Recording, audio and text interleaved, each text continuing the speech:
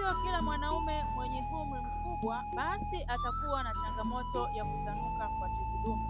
Hapana, hali hii huwa inatofautiana kati ya mwanaume mmoja na mwanaume mwingine, na hii ni kwa sababu ya mtindo wa maisha wanaoutumia mwanaume A na mwanaume B, hivyo hawawezi kuwa sawa katika afya za tezi dume. Wengi wamekuwa wakitumia vyakula vyenye mafuta mengi au vyakula ambavyo havistahili kutumiwa kwa wakati huo au kwa umri huo walionao, na ndio maana wamejikuta tezi dume zimetanuka au kuweza kuathirika. Unashauriwa kutumia vyakula ambavyo vitaenda kulinda tezi dume yako na wala sio kuathiri tezi dume. Inawezekana tayari umekwisha kupima na umeambiwa tezi lako limetanuka, hivyo ni vyema kuweza kuanza matibabu ili kuweza kuondokana na changamoto zote unazozipitia katika njia ya mkojo.